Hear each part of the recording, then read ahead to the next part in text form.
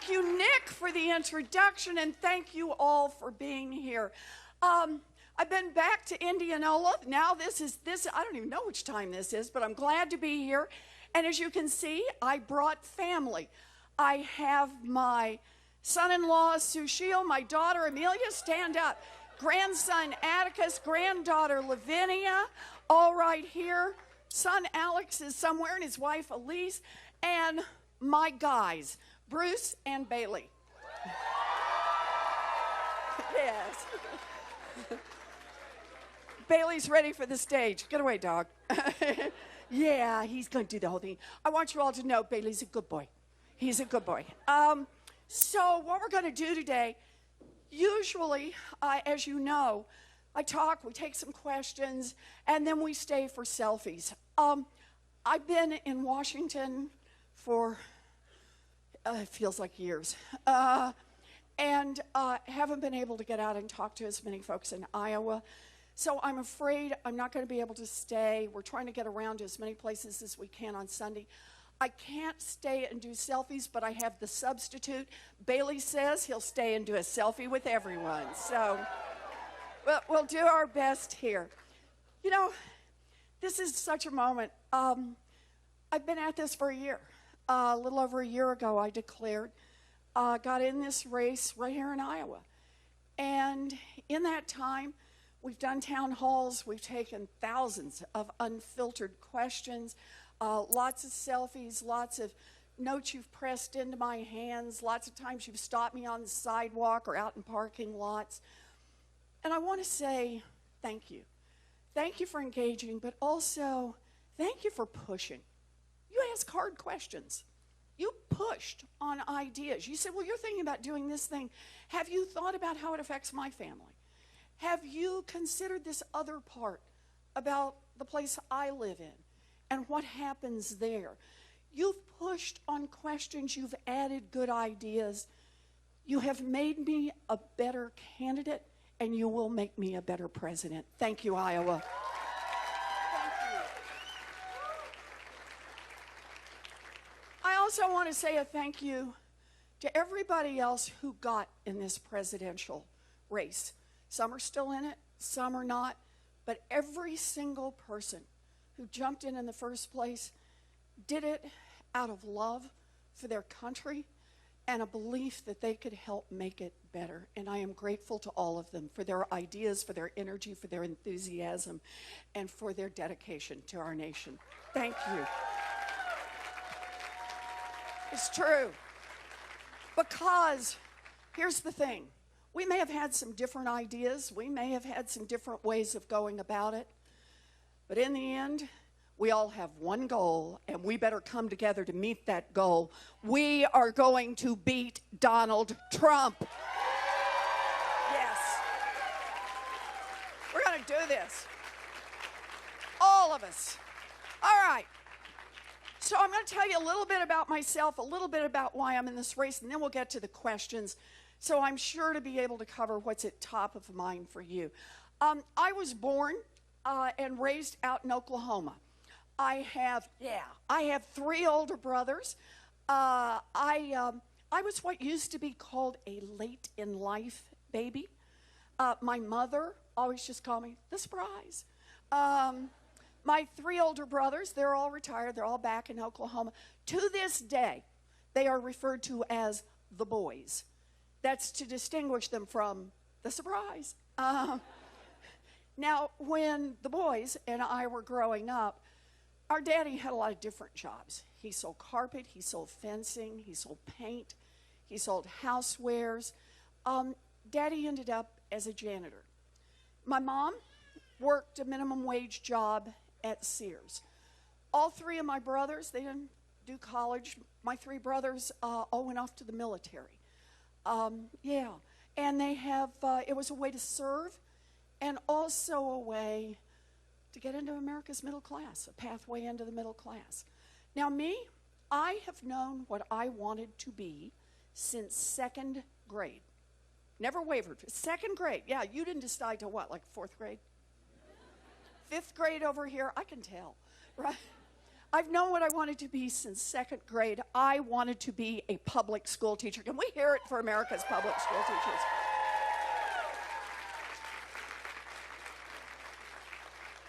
And I want you to know, I invested early. I used to line my dollies up and teach school. I had a reputation for being tough but fair.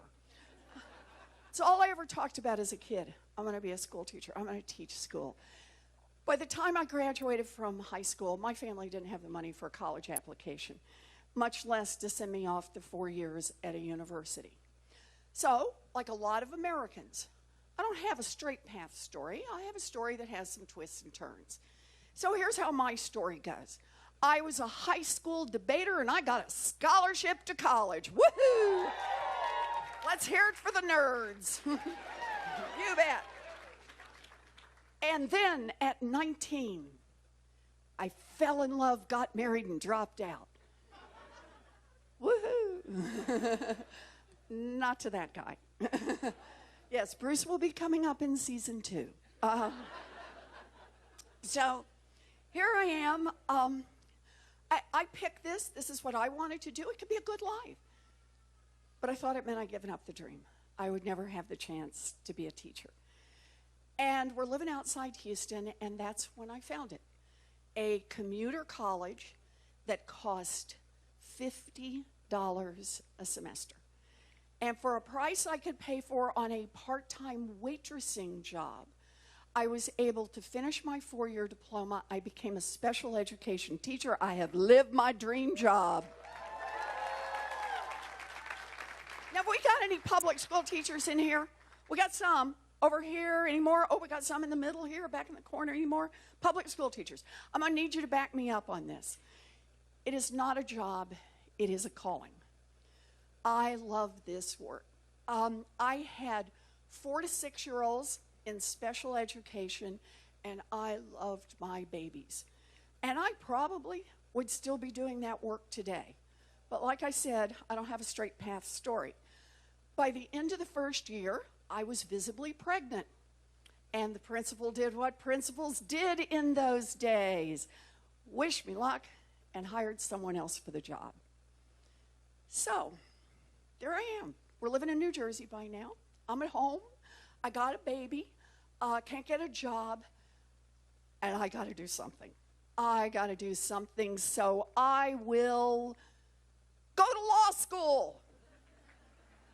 Yeah, where'd that one come from? Go to law school. Found a state law school that cost $450 a semester. Baby on hip. Did 3 years in law school. Graduated, visibly pregnant. You will discover a pattern to these stories. Took the bar, passed the bar, and practiced law for 45 minutes. Yep, that's how it worked out. And other big changes in my life at this time. Husband number 1, hint, never good when you have to number your husbands. Husband number 1 and I parted ways, but I found Bruce and I've held on to him ever since, so it's worked out. The best. So here I am. I'm teaching law school. And I don't know if it's because of how I grew up, but boy, I'm in the money courses. Contract law, commercial law, secure transactions, payment systems, corporate finance, partnership finance, law of debtors and creditors, bankruptcy law, law and economics. If it was about money, count me in. But there was one central question that I always worked on, always, around this. And that is, what's happening to working families in America? Why is America's middle class being hollowed out? Why is it that people who work every bit as hard as my mom and dad worked 2 generations ago, today find the path so much rockier and so much steeper? And for people of color, even rockier and even steeper. And the answer has to do with our government in Washington. It has to do with whose side they're on. Think of it this way. We have a government in Washington that works great, really does, works fabulously for giant drug companies. just not for people who are trying to get a prescription filled. It works great for people who want to make a little money, investing in private detention centers down at our border or private prisons, just not for the human beings whose lives are torn apart by those places. It works great for giant oil companies that want to drill everywhere, just not for the rest of us who see climate change bearing down upon us. And when you see a government that works great for those with money and is not working so great for everyone else, that is corruption pure and simple, and we need to call it out for what it is. Corruption. It is about the influence of money in Washington. Think of it this way. Whatever issue really gets you going, climate change and what's happening to our planet, gun violence and our children and the protection of our children, student loan debt, child care, whatever issue gets you up and gets you going, if there's a decision to be made in Washington, it has been influenced by money. It has been shaped by money. It has had exceptions created by money. Money, money, money. It's about campaign contributions, you bet it is, but so much more. The lobbyists, the lawyers, the PR firms, the bought and paid for experts, the tilted think tanks, and it's everywhere. It's Congress, but it's every regulatory agency. It's all the way through that town. And here's the thing. We have to understand as a nation that money is choking off our democracy. Look, I get it in America. There are rich people, there are people who aren't rich. And rich people, they may own more shoes, they may own more cars, they may own more houses, but they're not supposed to own a bigger piece of our democracy.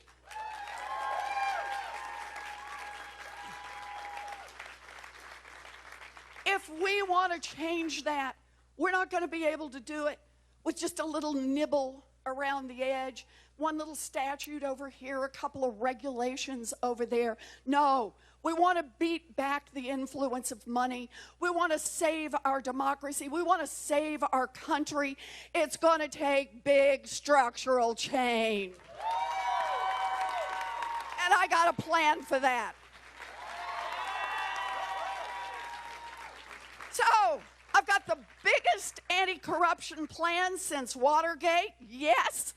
Here's the bad news. We need the biggest anti-corruption plan since Watergate. Let me just give you a taste of it, just a taste. End lobbying as we know it. Block the revolving door between Wall Street and Washington. And you really want to hose out a little corruption in Washington? Make every single person who runs for federal office put their tax returns online. Because here's the thing. We get off our back foot on money. We stop playing defense and we actually get on our front foot. We go after it. We disrupt it. I know we're not going to get rid of all of it, but we at least break it up. We at least stop kneeling to it. We break it up, and now we've got a chance to make real change. Now we've got a chance. Now we've got that chance to save our planet. Now we've got that chance to provide health care for our people. Now we've got the chance to pass a wealth tax. Now we've got the chance to invest in public education. Now we've got the chance to do criminal justice reform.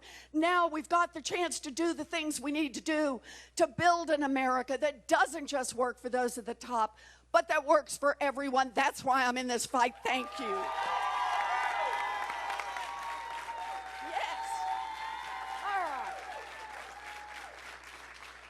This is fun. Okay, so we've got some questions. Let's do them. My name is Mariah, and I'm from Australia. And I've just left a country that is smouldering from bushfires and have burned over 46 million acres, a land area that is 20% larger than this entire state of Iowa. Our capital, Canberra, has recently had baseball-sized hailstorms and a dust storm that has blanketed over half of the country. Do you see the extreme weather events around the world, such as the Australian fires, a result of climate change? And as president, what will you do to address the extreme weather events that arise in the future? So let me start with your question about, do I think that these fires and this weather, these bizarre weather occurrences are related to climate change, and say something that is quite controversial in Washington, but I feel safe here in Indianola to say this. I believe in science.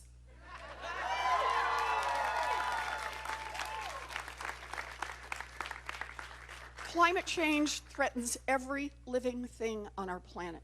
And what terrifies me is that every time the scientists go back and get more data, two things occur.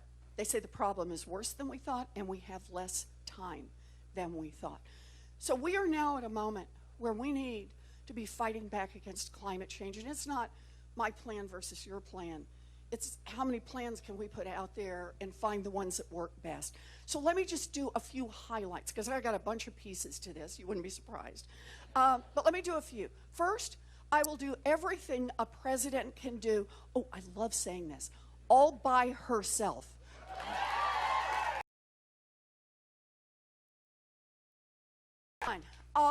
No new drilling or mining on any federal lands or offshore. Just help.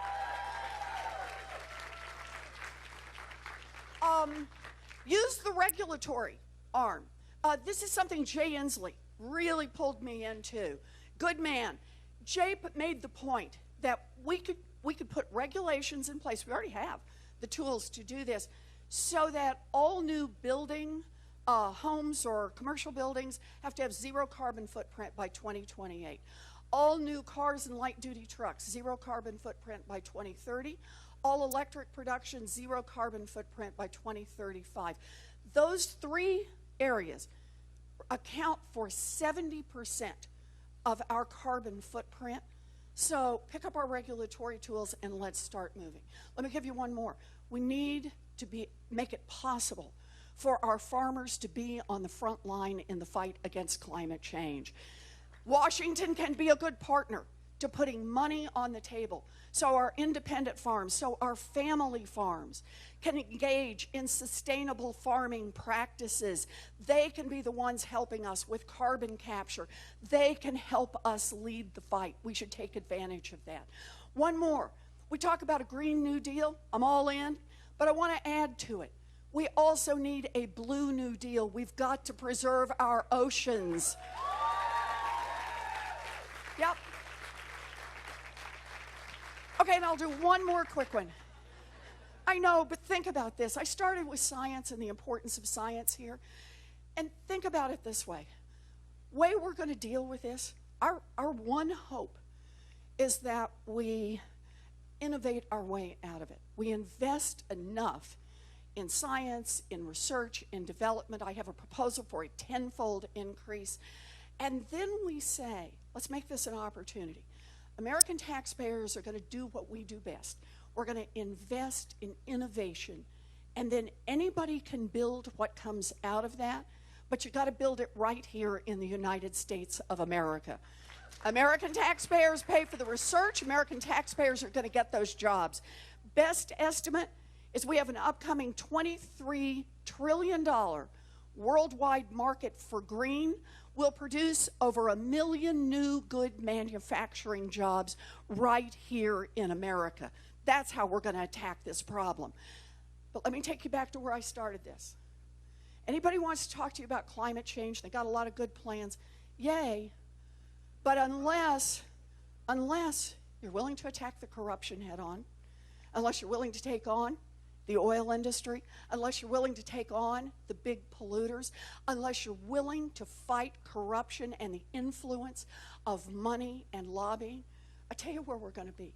We'll get some bills passed, and they'll have great names like Saved the World, only they will have exceptions written for the oil industry, and they'll have exceptions written for the big polluters, and they'll have exceptions and exceptions and exceptions. While countries burn, while rivers flood, while droughts overtake us, while storms get bigger and bigger and bigger, we must save our planet. And to do that, that means we must take our government back from those who would run it for their own private profit. That's what this fight is about. Thank you. Thank you. We're going to do this one. Yep. Hi. Hi, my name is Rachel Oberfell. I'm a Hi, college Rachel. student from Kansas. Uh-huh. And I'm the oldest of 3 girls in my family, so Uh-huh. I'm blessed to have like a strong community of women around me. Yes. I know you're a huge role model to young women and girls all over the country, and I wanted to know what female role model has inspired you the most, especially during your campaign. Oh, what a great question. Frances Perkins. If I got any Frances Perkins fans, other people are saying, who's that? But let me tell you why. It was that or Beyonce. For a whole lot of reasons, right? But Frances Perkins. So Frances Perkins was visiting in New York City in the early 1900s when the Triangle Shirtwaist Factory fire occurred. This was a factory that's up on the 11th and 12th floors, I think it was, of this big building in New York City down by Union Square. And in the space of about 25 minutes, about 146 mostly young immigrant women trying to support themselves and families either burned to death in that fire or jumped to their deaths because the owners of those buildings had locked the fire escapes, didn't have fire extinguishers. Now, here's the reason this story is so relevant to what we're talking about today. It was no surprise that it happened. This was not like, oh my gosh, you mean people are working on high stories and they could burn to death? No. Workers had been marching for years, protesting, marching up and down the streets, holding signs, holding rallies. But the owners who were making big money had figured out, you spend your money one of two ways. You can spend your money on fire escapes and making things work better, right? Safety for your workers. Or you can go to the government, in this case it was state government, to Albany and spread around a little money, and no one puts any regulations in place. And so that's what had happened. People kept pushing, but no one would make any change in Albany. And without a change in the regulations, nothing ultimately happened. So Frances was there. She watched this. Now remember, this is a time when women don't even have the vote. Frances had an idea. She got herself to Albany, and she got a fire commission appointed and got herself appointed to the head of it. And by the way, do we see any? I don't see any. There's one, fire exit signs. When you see one, say, thank you, Frances Perkins, right? So they did the fire things about fire safety, but then she started taking on labor issues. And how did they get this done? It was an outside-inside game. So Frances led from the inside. Here's the one we're going to target now. And people across New York started pushing from the outside until they held government accountable. Now, ultimately what happens, Franklin Roosevelt gets elected governor, the Great Depression hits, he gets elected president, he goes down to Washington, and he takes Frances as the first labor secretary, first woman cabinet secretary in American history. Woohoo, Frances. And Frances does the same thing. She says the way we make government accountable is that you push from the outside and I'll lead from the inside. We'll organize, we'll coordinate, we'll pick the issues we're fighting on, and we will make real change. Do you know what Frances got done while she was Secretary of Labor? Think about this. She got a minimum wage, ended child labor, made it legal and protected to join a union, and my worker safety laws, and my personal favorite, the weekend, when you get paid more. Frances made real change, huge change in this country. And she did it by having a plan to hold government accountable. It's amazing what one persistent woman on the inside and millions of people on the outside pushing can get done. Let's do this. Thank you. Thank you.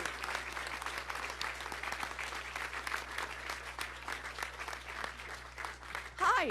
Hello, Senator. Hi. I want to echo the thanks for your passion and your positivity as a role Thank model. you. Clearly, we need more of those in this world. The core of my question goes to actually getting things done. You have wonderful plans. They're well thought out.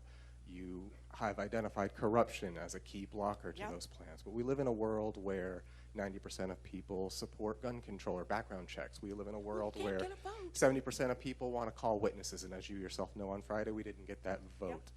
So given these problems, given that you have support among the populace and that the support is high, how can we overcome some of these limitations through things like, filibuster reform or whatever else there might be? It's a great question, and let me do this 2 quick ways, okay? Understand this. I'm going to Washington, not and to the White House, not just to have a nicer place to live, to try the outfits on. I want to make real change. That's why I'm there. So I'm going to give you 2 paths to how we make real change. One is I'll start here. 40 million Americans have hearing loss, and yet fewer than 1 in 6 actually gets the hearing aids they need. You know why? They cost a lot of money. A pair of hearing aids on average costs about $5,000. They're not covered most of the time by Medicaid, Medicare, or health insurance. And understand this, people with hearing loss, it's not just you got to turn up the TV louder. It means people really have problem with communication with their own families. People often stay home. They won't go to the doctor. They won't go to the grocery store, sometimes afraid to drive. Those hearing aids make a real difference. So here I am, this is a couple of years ago. I'm looking at this and I'm thinking, why do hearing aids cost so much? Why do they cost so much more than a phone? They're not nearly as complicated, right? And the answer is an industry has captured the governments. And they keep it so that basically there's only a couple of competitors, and that keeps price up high. It's a market that doesn't work. So I thought about this, and I thought, you know what we could do? We could do over-the-counter sale of hearing aids. Talk to some doctors that they'd be perfectly safe. Same way you can buy your glasses at the drugstore. A lot cheaper than the ones you get from, now you can get the more expensive kind if you want. You can buy the hearing aids. You should be able to buy hearing aids over the counter. So I wrote up a statute on this. The first person I called was a Republican. And he said yes. Second person I called was a Republican, and he said yes. Third person I called was a Republican, said yes. And last year, Donald Trump signed that bill into law. Next year, people will be able to buy hearing aids over the counter.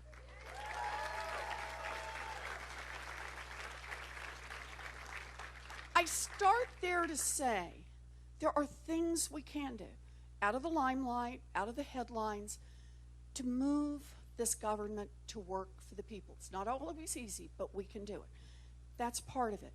But the second part is we have to recognize when a fight is needed. And when a fight is needed, that means we need people out loud, vigorous, and we need them in the fight. And let me give you one quick example of that. Remember after Donald Trump was inaugurated? I went to the inauguration. Some people didn't from Congress. I come from a witnessing tradition. I saw him being sworn in. It's now burned into the backs of my eyeballs. And I got to tell you, it's a good thing. If I ever get tired, I lean back, I see Donald Trump getting inaugurated, I'm in. Let's go in this fight. But I rode home that night, and I thought, 30 million people could lose health insurance by this Friday because they've now got it all, and they ran on it. So it wouldn't even be a surprise. The Republicans own the House, the Republicans own the Senate, now they own the White House.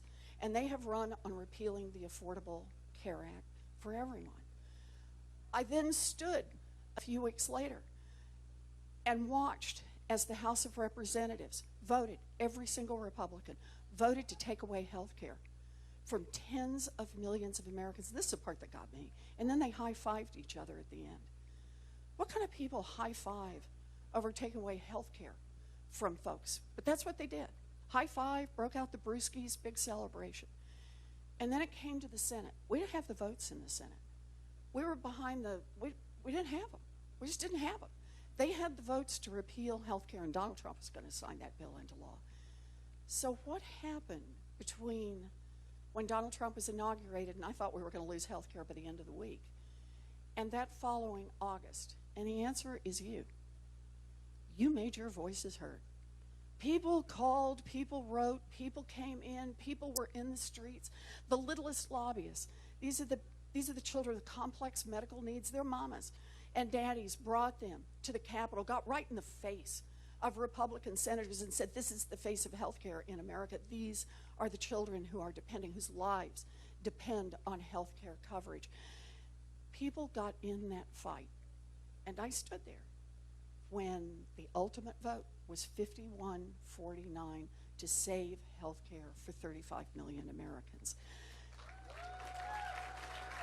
We did that one with no leadership from the White House. We did that one with no support from the White House. So I see it as some of it will get done because it's the right thing. We can pull people off and get it done. The rest of it, we're going to have to line those fights up, and we're going to have to be willing to get in the fight, because understand this, fighting for an America that works better, not just for those at the top, but for everyone, is a righteous fight, and we need to be in it to win. Thank you. I'll be there.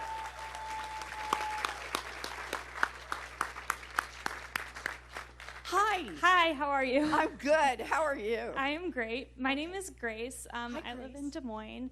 And when I've been talking to a lot of my friends and people my age this year before caucus season, it seems like so many people are scared. Yeah. They're scared that they will lose their health insurance or lose their right to choose. They're scared they'll never pay off their debt. They're scared that climate change will destroy our planet. And it can be really hard to find hope and hard to feel like you're making a difference when all of these problems are so big. And so I was wondering what you would say to people my age and people like me who are struggling to find some hope in this time. So it's a great question, Grace. And if you'll let me, I want to do this, but I want to, if I can, let's do this as we close. Can we? Because I think this is really important. Do we have one more question? Is that okay with you, Grace? You stay here. I promise I'm going to do this. But if you can, come on up, because I want this to be the last thing we talk about. Is that okay? Okay, Grace, is that okay with everybody? We'll do this one. Okay, good. Hi. Hi, I'm Lillian, and Hi, Lillian. I'm here on a high school trip from Minnesota to Okay. see the uniqueness of Welcome. the Iowa caucuses. Yeah. Yes. So although I'm not going to be able to vote in the primary in Minnesota because I'm too young, I'll be voting in the general election, and I want to make a change. Cool. So I've been election judging and attending different protests at our state capitol. I was going to ask about climate change, but since you already addressed that very well, I wanted to ask about technology. How are you going to ensure the accessibility of technology to all, as well as ensuring the safety of our information online, as data security is something we have very little influence over right now and information about? So that is a great question. Let me just give you a couple of pieces to this, okay? I'll start somewhere else on this, and that is we got a problem in America. And one of the problems is giant corporations. We have corporations that have swallowed up little businesses, they've swallowed up medium-sized businesses, shoot, they've swallowed up what used to be big businesses. And the problem with that is how much power it gives them.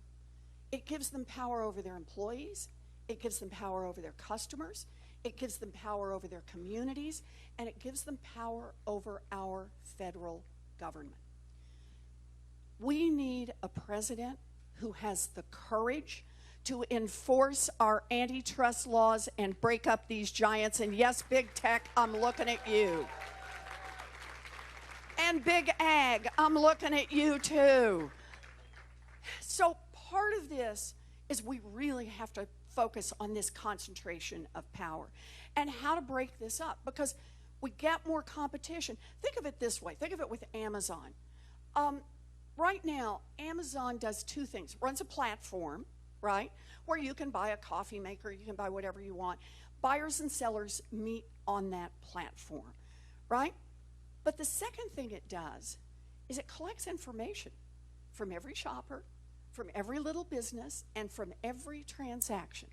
And if it discovers that your little business is starting to make good profits, Amazon has the capacity to move you down to page 7 on the search and put their own little business right at the front. In other words, to drive you out of business. So we've got these tech companies that keep reinventing themselves, but part of what they're doing is destroying competition in America.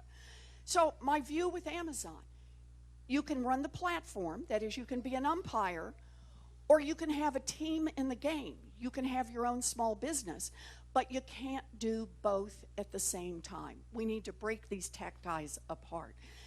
One more, you talked about how are we going to protect our privacy. Look, I just put out a new plan, and part of what this plan is about we got to stop on the fake news. And we can't keep this up. So one of the pieces in this plan is actually to say we need to make it illegal. I picked one little part of this, a lot of parts on what businesses can do, what they can do to get rid of fake news online, or at least to limit its impact. But I want to pick out one particular part that as a nation we have to be willing to say we're going to make a commitment here that no one is allowed to do this. When companies, when businesses, when entities, when whoever's running that website knowingly put out false information about when and where to vote, they are undercutting our democracy, and we need to outlaw that. We need to stop it. So there's at least a place to start. Does that work? Good. Up. So unfortunately, the senator doesn't have time to stay for selfies with sorry. everyone. We know Bailey will be here to do it. We do want to make time for families with small children. So if you have children and you'd like to take a photo with the senator, please make your way over to the door, and some of our staff will be there to guide you, and we can get a picture afterward. Okay, so because I want a picture with that cutie. So if you can, just get over to the door and we'll do a picture, okay? Just for the folks with little ones. Thank you. So we're on the last question, is that right? So let's talk about the last question. I want to talk about hope, and I want to talk about fear. I want to talk about the choices we make, because that's what this comes down to right now in Iowa and across our nation. I want to start here. I want to start with a toaster. Okay, you did not expect that, right? When I was a young mom, toasters could burn down houses. Yep. Those toaster ovens, you were there too. Yep, those toaster ovens didn't have automatic shutoff switches. So you could put 4 slices of bread on a toaster oven, slide the thing in, flick it on, hear the baby cry, run down to the other end of the house, stay longer than you thought you had, and by the time you got back, the flames would be leaping off the toast about 6 to 8 inches. Catch the kitchen curtains on fire, the kitchen cabinets, you get the idea. Ask me how I know. And the part I will confess to is my daddy was so upset about this that finally one year for Christmas he bought me a fire extinguisher. Man knows how to party. So along came a federal agency, Consumer Product Safety Commission, and they said, enough. You can't sell toasters in America that burn down people's houses. And that was it. They put safety switches on the toasters. You couldn't buy any more toasters like that, and the toaster fire stopped. In the early 2000s in America, mortgages were being sold, home mortgages, that were so complex and so dangerous. The mortgages sold had a 1 in 5 chance of costing a family their home through foreclosure. Think about that. Only this time, the government wasn't on the side of the people. This time it was so deep in the pocket of the banks, they told them to just keep right on selling those mortgages and raking in those profits right up until they crashed the entire economy and had to be bailed out. So after this happened, I put forward an idea. I said, how about if we have an agency like the Toaster Agency, only it says you can't boost your profits from cheating people on mortgages and credit cards and payday loans and student loans. So I'm not in government. I don't have an elected position. I just go to Washington and basically knock on doors. Democrats, Republicans, I don't care. Anybody who'll listen to me. It's during the crisis, and I said, I've got this idea. I'd knock on doors and pitch it. And I discovered after a while, I'm getting the same 2 responses from everybody. And the responses were, the first one, to paraphrase, was, that's a good idea. You could actually make a difference. Structural change. And the second was, don't even try. Don't even try.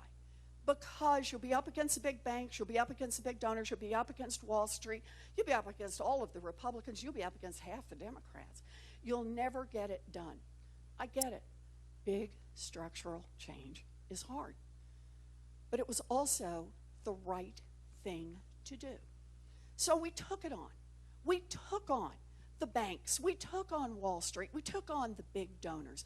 And in 2010, President Obama signed that agency into law. We won. You get in a fight, you win. And now, here it is. It's been 3 years with Donald Trump as president. And people are scared. It's just like you said. They're scared for their families. They're scared for their neighbors. They're scared for children locked up in detention centers down at our border. They're scared for children in lockdowns in our public schools. They're scared for women, for people of color, for LGBTQ people, for trans people, all of whose rights are up for grabs in this United States Supreme Court. They are scared for our nation. They are scared for our planet. And the danger is real. Our democracy hangs in the balance. So we got a choice to make. Now, we can bend our knees, we can pull in, we can cower, we can be timid, or we can fight back. Me, I'm fighting back. That's why I'm here. Fight back. Fighting back is an act of patriotism. We fought back against a king to build this country. We fought back against the scourge of slavery to preserve this nation. We fought back against a Great Depression to rebuild our economy. We fought back against fascism to protect our democracy. Americans are at our best when we see a problem, we tackle it head on and we fight it to the ground. That's when we're good. You bet. 2020, this is no time for small ideas. This is no time to see these big problems and just nibble around the edges. This is the time to come up with the big solutions and get out there and fight for them. Understand this. I'm not running a campaign that was shaped by a bunch of consultants. I guess you guessed that. I'm not running a campaign with a bunch of plans that have been carefully structured not to offend big donors. I passed that stop sign a long time ago. I am running a campaign from the heart. I am running a campaign from a lifetime of fighting for working families. I am running a campaign from a belief in what we can do together. What we can do together if we choose courage. What we can do together if we choose hope. What we can do together. 2020 is our moment in history. If you believe that this is our time, our chance, then I ask you, commit today to caucus for me. Agree to do phone calls, knock on doors, pitch in $5, go to elizabethwarren.com, find the place closest to you to be part of this fight. But that's the key. Get in this fight, because this moment will not come our way again. This is the moment that we will be measured as a nation and as a people. This is the moment to dream big, fight hard, and win. Thank you for being here.